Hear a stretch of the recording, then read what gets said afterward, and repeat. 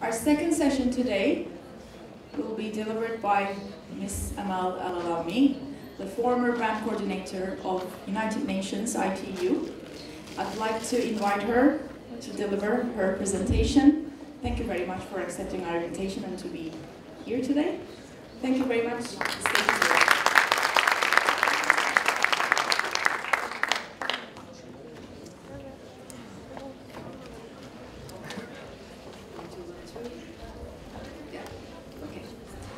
So, good morning, sippers!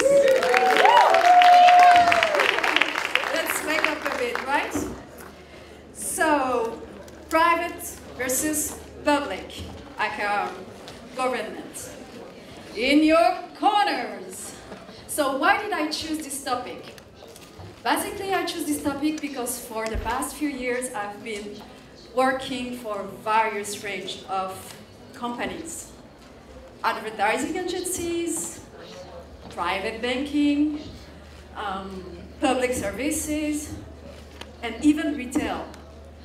You name it, most probably I have done it almost all.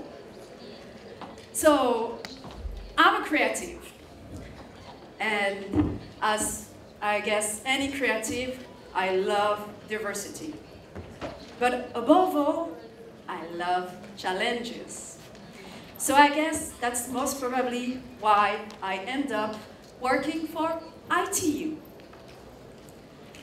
So before to start, let's warm up a little bit. It's early this morning, huh? Let's work out a little bit our shoulders. And first question. Yes, I have a question for you guys. It's not only me who has to answer questions. You two have to participate. I want to feel the vibe here. Yeah, I like that. So, question and prize. Yes, I come from Switzerland, and I have some Mediterranean roots, as you can figure it out with my name. So we know how to visit our friends. Thank you again for having me here today. So the questions, and this excludes my fellow keynote speakers, obviously the board of EMU. Huh? Let's play fair, right? So who can actually tell me what those three letters stands for? What is ITU? Come on. Information technology. You were excluded. Come on, did you hear her or not? Let's say, oh, bring it on. Raise your hand. Come on. Swiss chocolate here. International. Yeah. Union. Woo! I got my winner. Yay! Swiss fine chocolate brought for you with the help of Turkish Airways. Thank you very much, by the way. Okay, so let's hear what is ITU. Let's play a little video. ITU members connect the world. With 193 member states and more than 700 members from regulators, universities, research and development institutions, international and regional organizations, and leading companies from the telecoms, internet, broadcast, satellite, software, IT industries, and more. ITU members come from every corner of the globe. The Americas, Africa, Western Europe, Eastern Europe and Northern Asia, and Asia and Australasia. Open, connected, global. This is ITU. So yeah, ITU, if you want, is kind of the geeks of the UN agencies. So ITU is a kind of in charge of internet, satellites, standardizations of the 3G, 4G, 5G coming. Yes, 5G is coming soon. And more. So, three main different sectors under IT. You have the radio communication, the standardization, and the development. But as any good family, you always have a black sheep, right? And I guess that you already figured out that I was part of it. So one outsider, ITU Telecom word. What is ITU Telecom word, right? Someone knows about it? No chocolate, sorry, but... Enough with the chocolate, but does someone heard about ITU Telecom word? I guess not, since unfortunately you didn't heard about ITU already. So ITU Telecom World is a global event responsible for ICT, meaning that actually, I guess you heard about Davos, right? For the economic, I guess this one you know, money, right? So actually, ITU Telecom World is the same thing, but for telecommunication and technology. So it's a platform where governments, ministers, regulators, private sector, yourself for instance, because they are actually part of ITU, are meeting to discuss the future of technology and telecommunication. But more than that, their future implementation in your countries and all the countries that you saw in the video. So, for ITU Telecom World, I was working indeed for this particular service as a brand coordinator. This includes, obviously, the website, the t-shirt of the staff, same as here, it's an event, even the pen, to sign autograph or whatsoever, the print material, brochure, leaflets, and so on, the event app, powered by Double Dutch. The venue, let's say, even the content, I was in charge of the content of the videos, what was running on the screen, so you could see me running everywhere, literally really running. The branding, the signage, basically all those little details, like everything that you could see. And it's quite a great amount of work. I guess my fellow here speakers know what I'm talking about. So, and also in the same time, pleasing our sponsors. Sponsors are always keys for an event, right? Thank you for them. So, do what you can with what you have where you are. Sounds silly, right? But actually not. When you work for a UN agency, just figure out that most of them don't have any budget. Yep, we don't. So you have to figure out ways to promote yourself, to communicate with quite restrained, let's say, resources. So basically, this code summarizes what I did for them. So social media. So social media, ITU is quite active on those. So Twitter, Facebook, LinkedIn, YouTube, Flickr, and Google+. You will find them there. So ITU is there. What do you think about ITU Telecom World? As I told you, it's an event. What do you think? Do you think that we have accounts on those? Yeah? Who said of course? You? Yeah. Makes sense, right? An event, global. Nah. Nah, we don't. We have a hashtag. Yeah. Can you believe that? In-house. The global event for telecommunication only works with a hashtag. We were not allowed to have our own social media accounts. Crazy, right? That's diplomacy.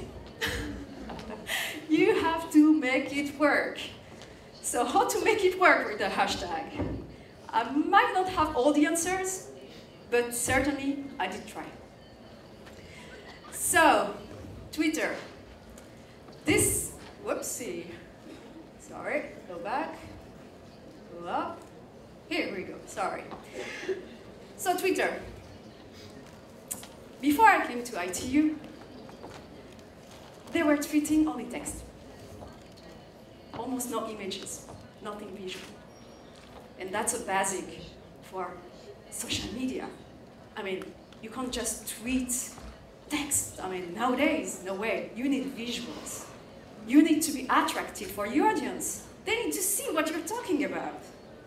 Visuals is key. Now we are like in the era of video, so come on.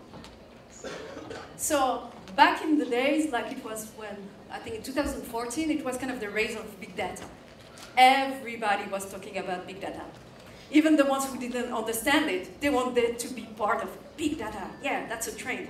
Let's jump on it.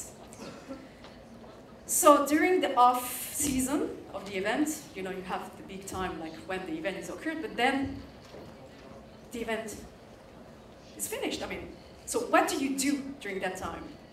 You need to show to your audience that you're still there, you're still alive. There is next year. Next year we're gonna bring you, I don't know, like more of our craziness. We're still here. So during this off time, you still need to communicate. So during one meeting, I was like, hey, guys, we are ITU. We have data. In 2014, it was kind of the rise of infographics. Nothing new now, but at that time, it was kind of like the cool thing to do. Everybody was doing infographics, bringing numbers, big data. So I pitched that. With the copywriter, we did like data, and then we fast did that. As I said, sounds really basic, but this, my dear friends, this number here, 126, is till now the work record of ITU for retreats. Before that, the average retreats were 5, top 10. This is, until now, the record. I'm stressing that because that's my work. So I have to be proud of it. Yeah. So, I also suggested to use our inner resources, not only the data that the agency was providing, but also the speakers. The speakers was also like a useful tool to promote an event. So we designed like some few codes, putting the picture of the speakers on it, and then we posted it. But not only that, we also asked our speakers to post the content and to reach their actually tribe. Because yeah, a speaker has a tribe. I have a tribe, I have followers. So since we couldn't have our own accounts, let's use our speakers' accounts with the hashtag to be able to reach those people that we want to have on board with us. Yeah, that's how actually you figure out things and how to use a hashtag because you don't have an account. Yeah. So this is the good stuff, I would say, that we've done, but we also made mistakes. Everybody makes mistakes, right? And you have to be humble. I'm humble. This is one of my mistakes. Yeah, it's okay. You learn from your mistake, right? So let's see if you can figure out where's the mistake here. Yeah, participation. Who said that? Winner. Yes, thank you very much. Here. Typo. Not good. Oh dear. Yep. So this will bring me to talk about the structure after how actually the team was composed and how we work. Just figured out that actually this has been through minimum through at least 4 people. Minimum. In the UN agencies, you just can't do things. You have to pass through approval process. Ooh, approval process. When you come from the private sector and you end up in UN agencies, you're like astonished by that. you have to go through every step of the hierarchy just to be able to post something. And then just imagine the amount of work that everybody has already on their shoulder, but still, they have to validate your work. So you see, this happened, I believe, because of that. But I'm not sure about that, but maybe I'm trying to find excuses, because actually I spotted also like other companies having the same, let's say, mistake or troubles. This is actually the Evian post that I spotted. This is the English one, and this is the French one. So the mistake is in the French one, but you guys can easily figure it out where is the mistake here. Nothing to have to do with the language, it's just a misspelling somewhere. And that's Evian. It's even worse because it's a game, so. I love that. Yeah, interesting. Lots of little games. Really? Hey, ah, hashtag, bro, look at that. Here, tweet the ball. Tweet the ball.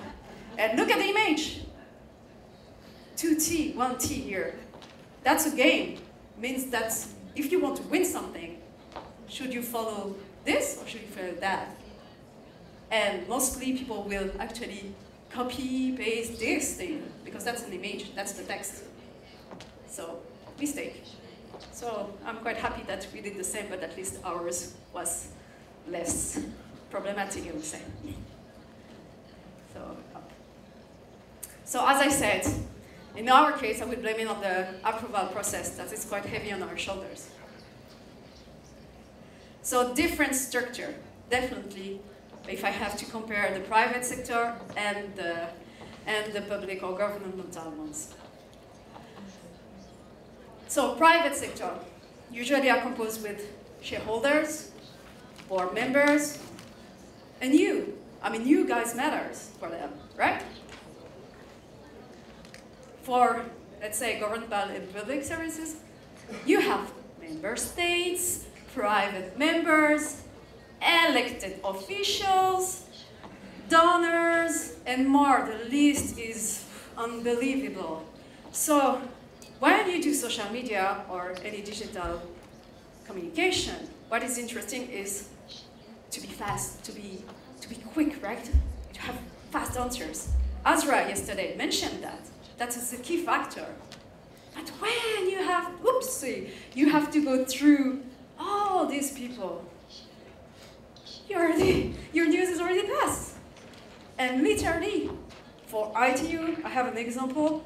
I mean, I can't really say precisely what it is, but like, we had an announcement for a big thing, and the media actually were the first ones to talk about that.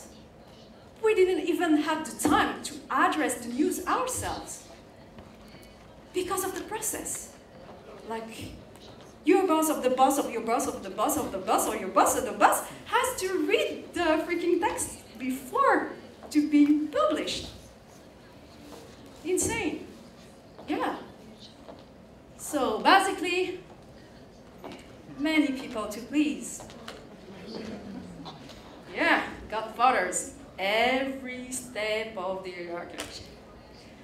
And that makes it kind of challenging. But as I said, love that. So ITU. As I asked you earlier, and I'm not surprised about it, because usually when I used to introduce myself, I was always repeating the same speech. Why? Because people didn't know about it. Nothing to be ashamed of. That's normal. To me, it's like the usual thing.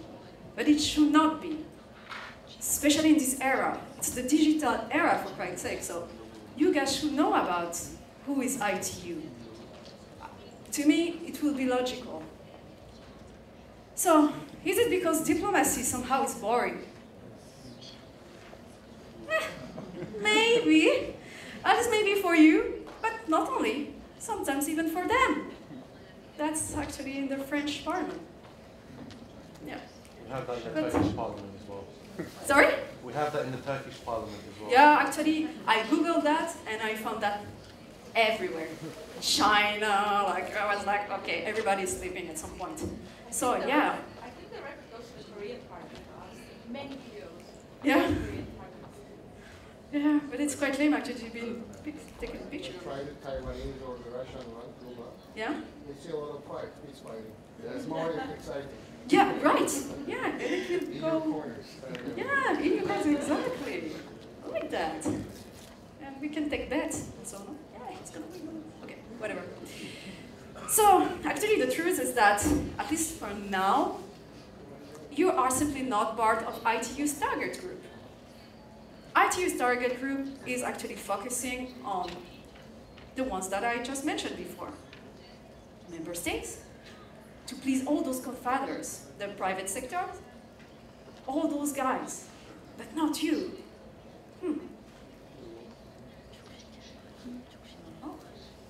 So, UNHCR, UNICEF, Red Cross. I just picked those ones, okay? So I believe you know them. Yes, you do.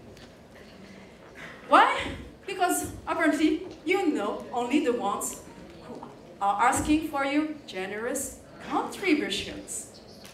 Money, right? They need that from you. I mean, they need, yeah, to do all those great things they're doing. Like, don't mistake me, but they are really doing great jobs. But the thing, what I want to stress is that they need to communicate to you in order to get something, you know? Basically it's that, but fair enough, because that's great causes. Anyway, they deserve it. So, can diplomacy be sexy? Yeah, I purposely used the term sexy because in my time in the advertising world, that was kind of our thing. Everything needed to be sexy. Can you bring in some sexiness here? Is it sexy, this campaign? That was the thing. So, can diplomacy be sexy? What do you think? No? Interesting. Oops. Brand ambassadors. You have Rihanna for Puma, right? She does work for Puma. Not only. So actually, brand ambassadors have been like a, thing like for ages. That's kind of banal and completely like thing to do. They brand themselves. I think Thomas here can tell more about that because of those sportive stuff. Right? They are ambassador for something. Leonardo, ooh, Rolex, right? Angelina Jolie. Sexy, right? No, but she's dealing with the UNHCR. edible stuff, so Yeah. that kills the moment, I'll tell you. Okay, but let's not get into the political. Here's his brand, so sexy, I guess she is. Maybe not your tops, but I think she represents some sexiness, and she's actually goodwill ambassador for the UNHCR. No matter what she's into, that's the truth. Come on. Let's give her a slide for that. Shakira, better? Shakira. Okay, Shakira for UNICEF. Thomas yesterday mentioned Messi. Like many other people have been ambassador for them. So that's, as I said, that's really the basic of the private sector. They're doing that also, and also the governments, which is a good thing, I think. You see, that's where actually the UN and the governments learn from. They learn from the private sector to bring some sex appeal, to be able to reach out to you. Who's that girl? Julia Davis. Who? Julia Rose. Almost, but I guess. Who said that? Good. Oh, I'm impressed. Gina Davis for ITU. Gina Davis is for the students there because I think they don't know about her. Sorry. So Gina Davis is a former, Hollywood star from maybe the 90s, if I'm not mistaken. Her rise was maybe in the 90s. She's a former Hollywood star. And she's now kind of retired. And she has actually a foundation for empowering women in the media. Yeah, because she thinks, I mean, that's kind of a trend nowadays, to empower women. Women needs to be everywhere. Yeah, Hillary, for instance, and like everywhere. So, Gina Davis for ITU. So ITU, as I said, it's for the telecommunication, technology, and we have, they have different initiatives. The event I was working for, it's one thing, but as I said, it's an outsider. But within ITU, there are other initiatives, and one of them is Girls in ICT. So for the students, the girls here around who are interested about technology and our kind of geeks a little bit, I would strongly recommend to have a look. Their branding is, yeah, okay, but not really, the content is very interesting. It's one of the initiatives that I like the most, not because I'm a girl, but because they are really doing a great job. So let's say that's one of the initiatives that really tries to actually talk to you this time. They want to know about you and they want you to join them. The girls, not the guys, but I guess the guys, they can also join. Let's not discriminate here. So, Gina Davis, when you think about it, Gina Davis, empowering young girls, do you think that it's kind of a smart choice? What do you think about that? Only few of you actually knew who was actually Gina Davis. She wasn't Thelma and Louise. Sorry? She wasn't Thelma and Louise, so she's kind of a strong female figure, I guess. Yeah, she's a strong female figure, and she, I think, represents well. Young woman who's nice. To be honest, maybe it's because my advertising, like spirit is still maybe strong in there. I would actually have suggested her. Someone knows her? You see? Straight away. Thank you, darling. She straight away said it. That's Carly Kloss, BFF of Taylor Swift. She's a supermodel for Victoria's Secret, and she's a coder. She loves coding. She's a geek. She spends her time coding, and she embraces it. Don't you think that she might be a better choice to attract this particular audience, you girls, than Gina Davis? Personally, I think so. That's my personal opinion. We are still in the days where UN agencies, governments are still a little bit afraid or just want to be safe. They play safe. And as you can hear, like my speech since a few minutes, I'm a risk taker. I think risk worse the risk. So Gina Davis is a good choice. We talked about that. So yesterday, we talked about brand, and I was listening to Thomas, and I shared his vision of it. And we talked about that a little bit offsite. And to me, as I told him, a brand is your DNA. It's what you really are, and you should express it. I mean, obviously, you have to choose the way you're doing it. But you have definitely to focus on your resources. And what's the best resources that you have? It's your employees. Your employees will always represent the face of your brand.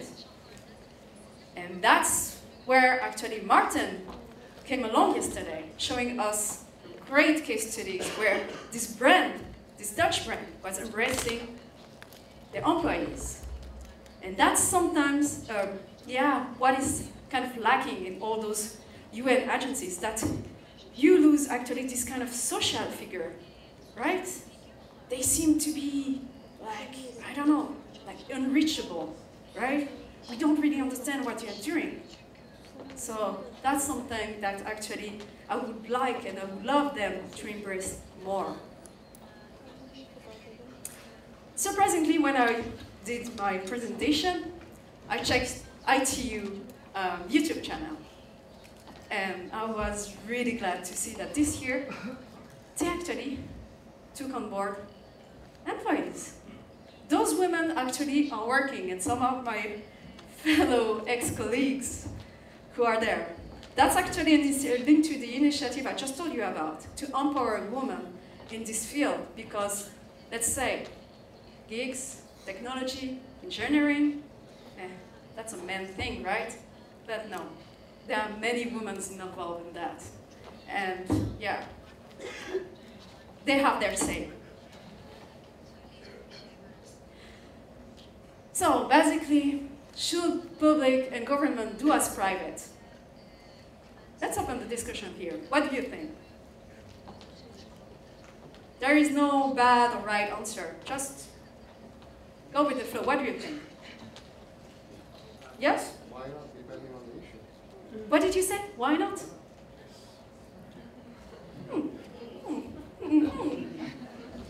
Why not? Indeed, why not? It just depends on how you're doing it.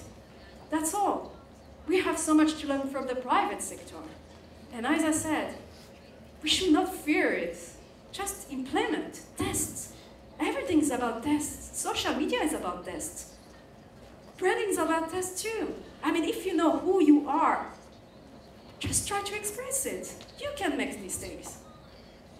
Bring it on. We are humans. It's okay to make mistakes. I made mistakes, but I learned from them.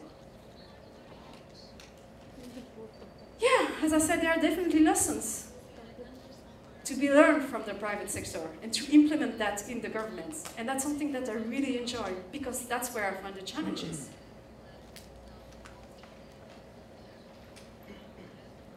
So, for instance, UNICEF used virtual reality. How cool is that? Bringing you close to the one who needs your help. They involve you. You see, they embrace technology, what is strength. And I find awesome this initiative. So there is a video that I'm going to play right now.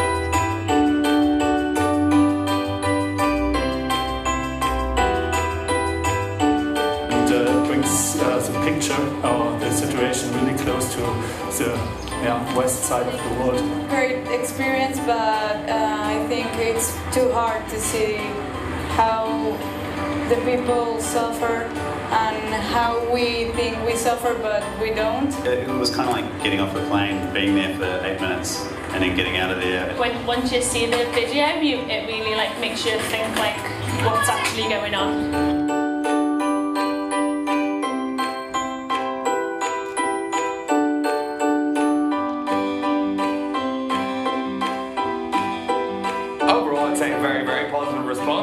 When people see the atmosphere of the tent, they're rushing up and looking for a go at what we're doing. Conversions wise, we've been pretty successful as well. What this video did that I thought was really good was it made the people seem very real, and it made them seem like they were into the same sort of stuff that everyone's into, computers and sport and having fun. I couldn't help but feel like they were people that deserved a break, deserved a better life.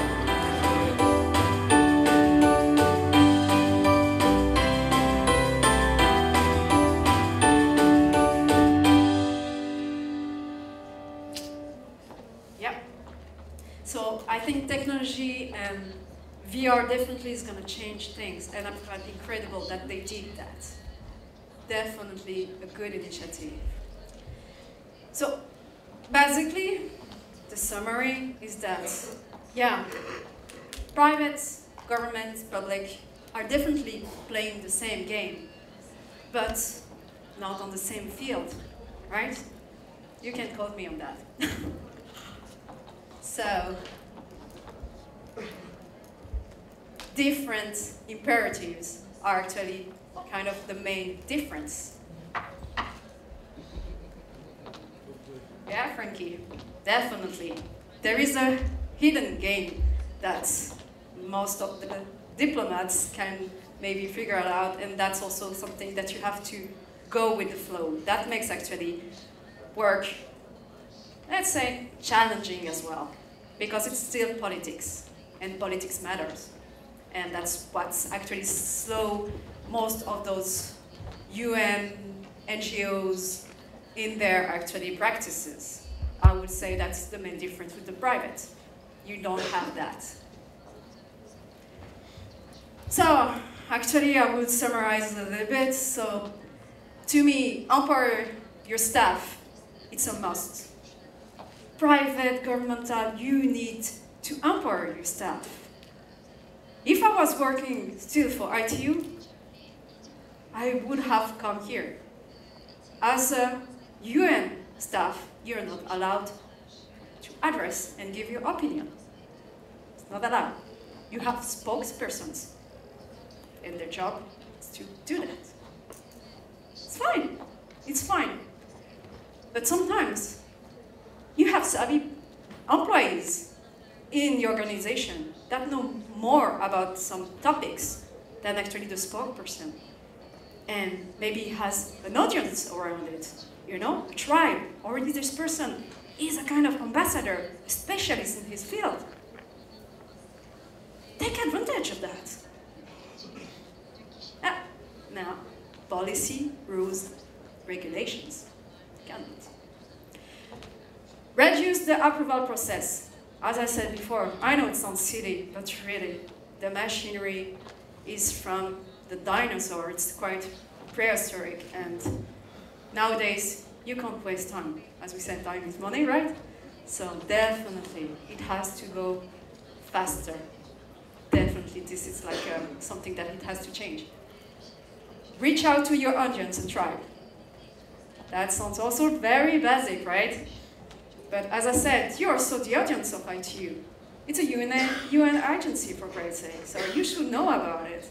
So instead of focusing on engineers, geeks, for Christ's sake, again, for Christ's sake.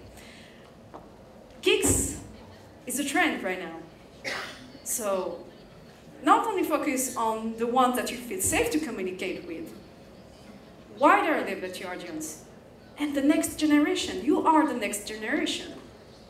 They need to communicate to you. You matters. So finally, to the students here, I want to say, be creative. Definitely, be creative. Bring up some new juice out there. They need that. That's maybe why they hired me. Actually, no, my boss told me actually that's why she hired me. It's because I came from the private sector. And they wanted that. They needed a boost. So be yourself also. Never be afraid to be yourself. Thomas mentioned that yesterday. Know yourself. Bring that on the table. Don't be afraid to shake it off. Yes, don't be afraid to bring something new on the table. Really, I'm stressing that because that really matters. Like, there is no bad ideas. Just maybe the implementation can be bad, but otherwise it's brainstorming time. You need that. So, shake it off. Don't you agree, Mr. President? Mm-hmm. I love you back. I love you back. I say I'm late. Got up in my brain. Thank you. That's what people say. Mm-hmm. That's what people say. Mm-hmm. I go on too many dates, but I can't make them stay. At least that's what people say. Mm-hmm. That's what people say. Mm-hmm. But I keep cruising. Can't stop, won't stop moving. It's like I got this music in my mind saying it's gonna be alright. Cause the player's gonna play. And the haters gonna hate. I'm just gonna shake. Shake it off. Heartbreakers gonna break, break, break, break, break. And the baker's gonna fake, fake, fake, fake, fake, fake. I'm just gonna shake, shake, shake, shake, shake. Shake it off! Shake it off! Subscribe. Thank you, guys.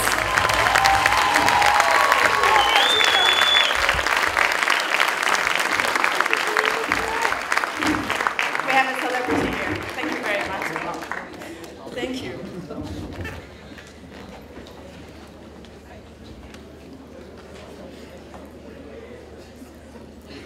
So, I have good questions for you. Ooh, scary. Well, we are on an island where politics, we're born with politics. We're born with political issues. Therefore, the tonation you used for elected officials in the beginning was quite interesting. My PhD is also on political participation and political branding. So I have this question for you. Should politicians be celebrities? I think in a sense, they actually are. It's just... Should they act like celebrities? Because you said, be private, take risks. What if they take risks and then something goes wrong? What happens to their image? Can you tell us, as a brand coordinator who worked for UN? They have a good PR people. They always have like crisis plan behind. But let's say, I think it was Martin or Thomas who said that yesterday. Like the US actually, it was Martin that actually we can get inspired by the US. Mm-hmm. Like as you can see now, okay, maybe not now because the presidential now is kind of... Yes, not now. no, it's kind of rookie right now. But let's take Obama for instance. What do you think? Do you think that's like enough a star or celebrities or not? I think Obama is starting from the campaign as well. He's done a great job. Exactly. His team has done a great job. So, as far as I understood, the European presidents and officials are not like the US officials. Can you tell us the difference? Because you said you had an experience in the UN, and you had to wait for a long time to even a post. On Twitter. So, but let's say definitely Europeans are way more conservative, and actually they are driven by fear. I think they don't understand yet the communication possibilities. Social media is really something that they fear. I have actually a story. Like, okay, I work for this event, right? Okay, hashtag aside. I actually try to push for Periscope. I think for me it's like, it's normal. You should Periscope during an event like that big. Was that a UN event that you were IT trying World. IT World. No, they were like, no. They couldn't understand like the good that actually Periscoping could have brought on board. Actually, I discussed afterwards with the main organization, like the ITU, Mother Headquarters, and actually they decided to do it. So I was in charge of that during the event, the last one. And actually, yeah, we got good response. Because what is interesting is that those kind of events are really reserved to a certain elite, and bringing on board the citizens, the civilians, to have a sneak peek of what's happening actually there. It's brilliant. Like, you don't need to travel, you don't need to come, you don't need to pay like X amount of money to access those discussions. Periscopes brings the people closer, and I find it great. But yeah, as you can see, people were fearing that. They were not really secure with that, and that's something that needs to change. Like, that's why I was mentioning risk. Actually, that's a really small risk to take. So you don't have any social media account with Facebook and Google Plus and everything? No, they don't actually. They have, let me correct that, they have actually a LinkedIn group, but it's not really used anymore. They had Weibo, but also just to open it, they don't really use it as well. Going back to Obama, Obama has 3 Facebook pages: Barack Obama, President Obama, and the White House. So, yeah. So you think, well, personal branding is an issue, but you think government offices like the White House and the Parliament should have brand management too? Yeah, but I'm certainly sure that they have actually brand management. No, I mean around the world, not just in the US, but Sorry? around the world, I mean in different countries. Do you think they should have different brand management because they're public offices? I mean, not personal branding like Barack Obama, but governmental offices. Do you think they should have Facebook pages and social media accounts to inform the public? I think yes. Yeah, definitely. Should they take risks and tell everything? Not everything. As Thomas said yesterday, you have like to choose what, no, but really, you have to choose, actually he said it yesterday, you have to choose actually what to leak and what not. What you want to actually let the people know. Like, same for the athletes you mentioned, like keep some privacy and then to let some other stuff leak. So, you also mentioned the brand ambassadors like Angelina Jolie and Shakira. Do they come to UN to be ambassadors? Are they chosen? What's the approach for the brand there? Do you have any information on that? But as I said, they are chosen because they are like touching a large amount of people. Mm-hmm. So definitely it's to help fundraising all those initiatives. So what's the best? Celebrities are the best, like communicators for that, to bring actually, to make people know about all those issues. Ambassadors, like celebrities, definitely. Okay, thank you very much. Thanks. Now, questions. Yes? Oh, we've got questions. Yes, please.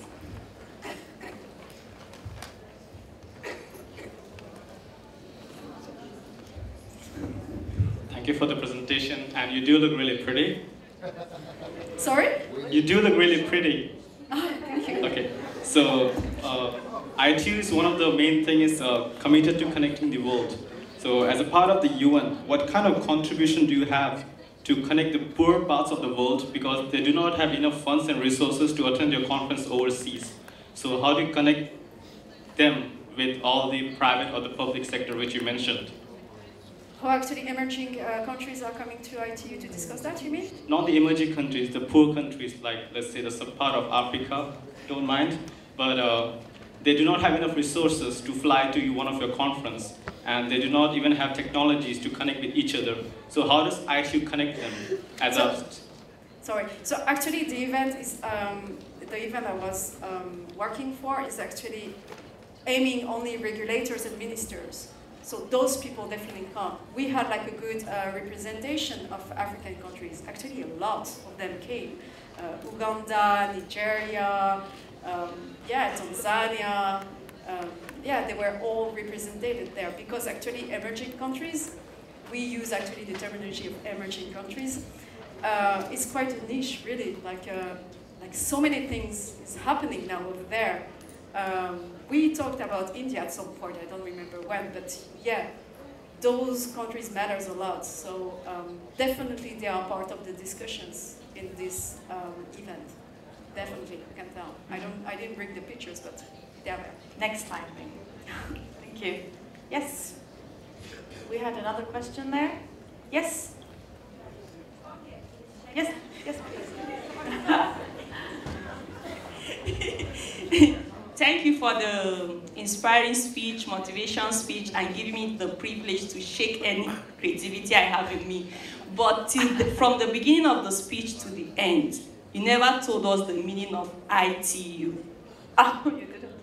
The ITU? Yes, yes. He said it. We didn't hear it. He didn't use the mic to say it. Sorry. And the second question is there any special reason behind the ITU not having a social media account aside the long process of approval? Okay, so ITU stands, the three letters stands for International Telecommunication Union. That's the magic behind those three letters. And actually ITU, so the mother, like say, agency has actually social media. I showed them before. The event which I was working for was not allowed to open it. Why? For which reason? To be honest, it's still to me a mystery. I don't understand it. But that's the way it is. They just, I guess, want to have a control of the communication. And they just give us a hashtag to work with, and that's it. you know, sometimes you cannot really question those points. It's just, that's like this, and that's it. And you have to work with that. Thank you very much. Oh. Can I offer a perspective? Nah. Maybe? Please do so. Nobody told me I looked pretty, but kind of disappointing. But as we were working for, as I was working for Adidas, then of course we're doing loads of events all over the planet. I am sure that there's no difference with the UN. If every event gets their own hashtag, or their own social media handles, it's quite difficult to actually build up a community of actual impact and meaning. So at Adidas we were making a conscious effort. So basically at Adidas every sport had their own Twitter handle, every country had their own Twitter handle.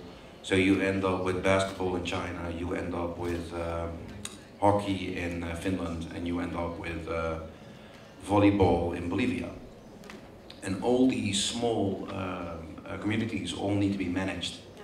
And therefore coming up with some sort of bold strategy to cut the amount of social media handles that you actually have to service and manage becomes a very painful task. Telling loads of people doing amazing events that they can't have their own social media handles and that they have to work with the social media handles that are already in place. So for us it was an important measurement to say, okay, every country gets a Twitter handle, every sport gets a Twitter handle, and that's it. That's it, yeah.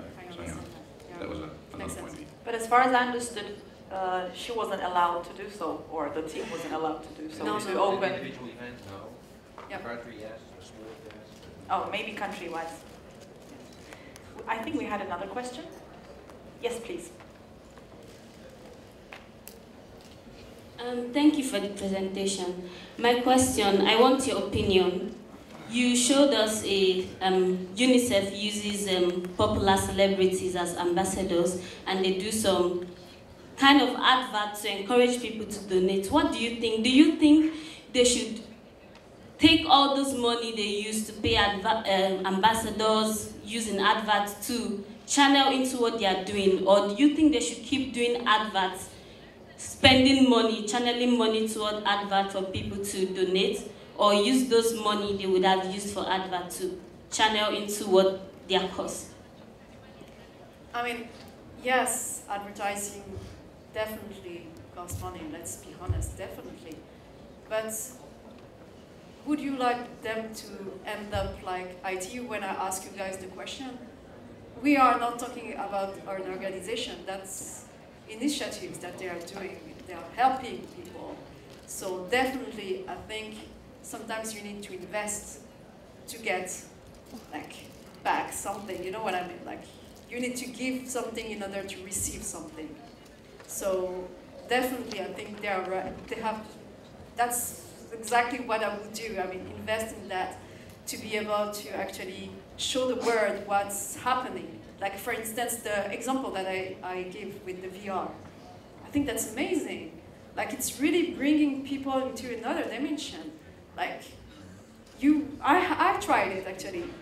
And yeah, it's bringing you closer to what's going on. It's just not like an advert, like in TV, just asking you to donate.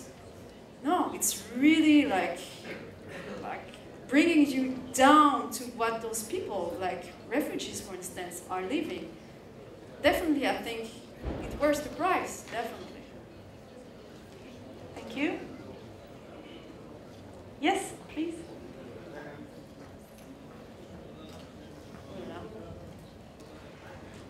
I think I'll just add something to it. Yeah, and please do. I think the celebrities who work for NGOs are not just asking for the same prices when they go work for McDonald's or Coca-Cola or something like that. So if Angelina Jolie is not the same price if she goes and acts for, let's say, a brand, let's say Lamborghini maybe, and takes less money for UNICEF and other NGOs. To be honest, I'm not aware of what are the deals behind that. But I would even think that they are called goodwill ambassadors. So I don't think they are even paid for that. To be honest, I don't want to say much about that. So I can because I do know. And you know? Yeah. You Can you tell us? Hello. So tell us. Oh, yeah, okay. well, they're not getting paid. Voilà, yeah. They're not getting paid? So, of course, when David Beckham goes to a refugee camp in Syria, there is a private jet delivering him to Syria, and he gets to go with the people that he trusts, right? So he brings his security, and of course there are costs involved, but these ambassadors are not making a single dime. Exactly, yeah. And moreover, the value that they're contributing not only is in the way of celebrity marketing, it's also in the network and the exposure that they offer through their own channels. Yeah. If you want to buy the exposure of a Facebook post of Cristiano Ronaldo, that's 260,000 euros per tweet. So. Can you repeat again? How much? Cristiano Ronaldo is 200. Oh, this is so. There's a company called Open Doors, and they're on Twitter. Follow them. They actually have calculations of media impact, and they value one tweet of Cristiano Ronaldo at 260,000 euros per tweet. Per tweet. Yeah, or dollars. I'm not sure. Yeah. Thank you for the information. Thank you. Martin's tweets are 300,000 euros. Oh, Martin. 300,000. Our Vice Rector has a question. Thank you so much for your nice presentation. I agree with most of the points that you made here. A couple of things like the need to cut down the amount of approval in the UN system and whatnot. I totally agree with you. I disagree slightly about the use of the word sexy, because I think that it is a bit too stereotyping, I would say. Personally, I mean, I love Angelina Jolie, but when I see her in a context where she goes like Syria and whatnot, it's a total turn-off, by the way. It's a total turn-off. So she ceased to be that goddess or whatever, and she becomes whatever. But my point is this. You talked about the states, the member states, as well as you talked about the businesses, but I didn't hear much about NGOs. You also talked about the grassroots, reaching the grassroots. But somewhere above the grassroots, or somewhere between the states and the grassroots, that can connect more with the grassroots, are the NGOs in a country. Local as well as international NGOs. What is their role in terms of being the promoting actors in ITU? You mean the NGOs? NGOs. Yeah, they're also part of it, but I don't really follow your points in terms of what they are bringing for ITU.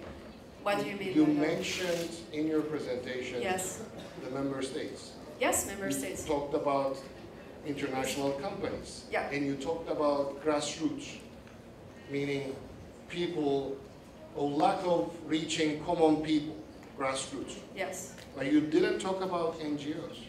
What would be the role of NGOs in ITU? Or do you think that they can play a very important role in ITU? Or bringing them into ITU? They do. We actually, like as the video was playing, there are NGOs and even like academia, universities, who actually are involved in those discussions. So definitely they are part of actually this environment. I don't know if I really answered your question, but they are part of it. There are discussions, but in terms of ITU, it's telecommunication and technological conversations. But yeah, differently. I can tell you really like a name of NGO who is involved, sorry, but definitely they are part of this frame. Yeah, that's for sure. I would suggest that you emphasize them a bit more in your presentation. Okay. Just a friendly suggestion. I take note. See? Yeah, thank you very much. We can make mistakes. Thank you very much. Question? Yes. We'll take the last question, and then there's another question. Okay, we'll take the last two questions, and then we'll give the lunch break. Thank you for your presentation. Don't you think that for a once-a-year event to have a social media account is really mandatory? Because if it's only going to be like once in a year, I don't think really that it really needs the social media account, a whole account for just a period of time. Yeah, what do you think? I mean, could you explain more? Yeah, sure. So let's say, as Thomas was just saying, I do understand the cutoff for like the multiple social media accounts in Adidas, but you have to keep in mind that ITU, the main, like really like the face of ITU in terms of event is really this one. This one, like back in the days, it was really the Davos, like it was huge, like it was insane. And I know, like in the 90s, I was a hostess actually in one of the ITU Telecom World, and it was really insane. After a while, like it kind of slowed down, but to answer your question, I think they should have it. I think they should have it because, as you just mentioned, it's a yearly event.